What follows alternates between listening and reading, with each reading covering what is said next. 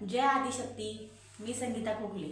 अदृश्य अस्तित्व या चॅनलमध्ये सर्व ईश्वरांच्या लाडक्यांची आणि लाडक्या निंदकांची देखील मनपूर्वक स्वागत. बंधू आणि भगिनींनो, आज आपण असा विषय घेऊन आलेलो आहे की आपल्या शरीरामध्ये दैवी शक्तींचा संचार येत असतो.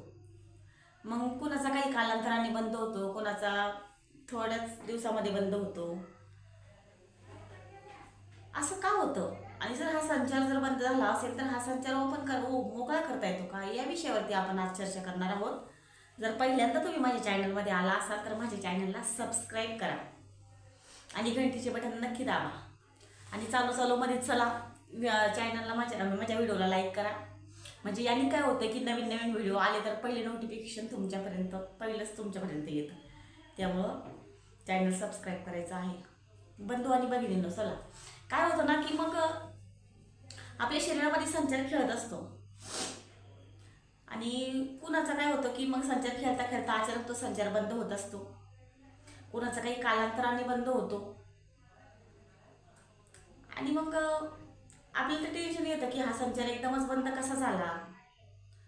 आणि मग काही लोक खूप काही प्रयत्न करून बसलेले असतात पण तो संचार मोकळा होत नाही. मग हा संचार बंद होण्याचे काय कारण आहे. काही लोकांचं म्हणणं असतं की आम्ही सेवा चांगली करतोय, आम्ही त्या जगदंबेची भक्ती करतोय आणि मग तिचा संचार आमच्या शरीरामधला बंद कसा झाला, काय आमचं चुकलंय, कुठे चुकतो आम्ही. तर आपण या सर्व या विषयावरती माहिती देणार आहोत की सर्वप्रथम आपण जाणून घेणार आहोत की संचार बंद का होतो, काय कारण असू शकतात संचार बंद होण्याचे. तर बघा, तुमची ज्या देवी देवताचा संचार तुमच्या शरीरामध्ये असेल त्यांची पाळणूक तुमच्याकडनं व्यवस्थित होत नसेल, पाळणूक देखील नीट झाली नाही तर तो संचार आपला बंद होऊ शकतो. त्या कारणाने देखील संचार बंद होऊ शकतो. दुसरं कारण म्हणजे तुमच्या शरीरामध्ये दैवी शक्तीचा संचार आहे आणि कोणी शत्रू आहे तुमचा आणि ते संचार तुमच्या शरीरामध्ये खेळतोय पण त्याला ते बघवत नाही, त्याला ते चांगलं वाटत नाही. मग असे शत्रू देखील तुमचा संचार बंद करतात. करणीद्वारे हा संचार बंद केला जातो. हे दुसरं कारण होऊ शकतं. तिसरं कारण सांगायचं म्हणजे ज्या देवी देवतांचे तुमच्या शरीरामध्ये संचार आहे त्याचा तुमच्याकडनं दुरुपयोग होत असेल, हे देखील कारण असू शकतं. आणि चौथं सांगायचं म्हणजे ज्या देवी देवतांची तुमच्या शरीरामध्ये संचार होत असतो, ते वारा खेळत असतं, त्या देवी देवतांची तुमच्याकडनं सेवा व्यवस्थित होत नसेल किंवा तुम्ही सेवा तिची सोडून दिलेली असेल.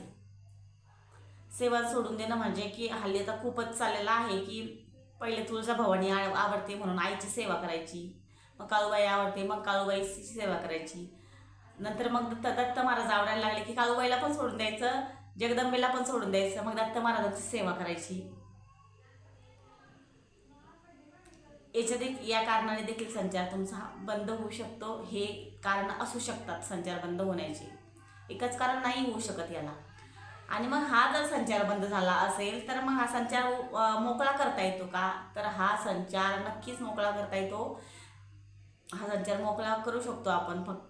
तुम्हाला फक्त योग्य ठिकाण लागेल, योग्य ठिकाणावरती हा संचार मोकळा होऊ शकतो. तर तुम्हाला अशा काही अडचणी असेल तर तुम्ही माझा नंबर दिलेला आहे, तुम्ही कॉल करू शकता. तुमचा काही वाऱ्याच्या संदर्भात असेल किंवा काही गेनमाईच्या संदर्भात असेल किंवा काही अडचणी असेल अध्यात्मामध्ये तर तुम्ही मला कॉल करू शकता. माझे व्हिडिओ तुम्ही पूर्णपणे बघितल्याबद्दल अगदी मनापासून आभार. आणि पहिल्यांदा चॅनलमध्ये आले असेल तर तेच की चॅनलला सबस्क्राईब करा. माझ्या जी जुनी मंडळी आहे त्यांनी व्हिडिओला लाईक करायचं आहे आणि कमेंट देखील करायची आहे. तुमच्या काही अडचणी असेल तर तुम्ही देखील सांगा. काय अडचणी असेल तर आपण त्याच्यावरती देखील आपण त्या गोष्टींच्या समस्यावरती आपण निरसन करणार आहोत. त्यामुळं तुमचे देखील काही अडचणी असेल तर तुम्ही कमेंट करू शकता. आणि अशा छोट्या छोट्या गोष्टी मी तुमच्यासमोर आणणार आहे. काय होतं की एखाद्या वेळेस छोट्या छोट्या गोष्टींकडे लक्ष दिलं ना तर जीवन एकदम सुखमय होतं. त्यामुळे मी बारीक बारीक गोष्टी देखील तुमच्या समोर आणणार आहे. तरी आपल्या चॅनलचा हाच एकच उद्देश आहे की न दिसणारं अस्तित्व मी तुमच्या समोर आणेल. तुम्ही देखील प्रतिसाद तुमचा व्यवस्थितच आहे. खूप फोन कॉल येतात त्यामुळे मला माहिती आहे की तुमचा प्रतिसाद मला खूपच छान आहे. चला तर मग जय आदिशक्ती. आपण भेटूया नवीन अशाच दुसऱ्या व्हिडिओमध्ये. तोपर्यंत सर्वांना जय आदिशक्ती.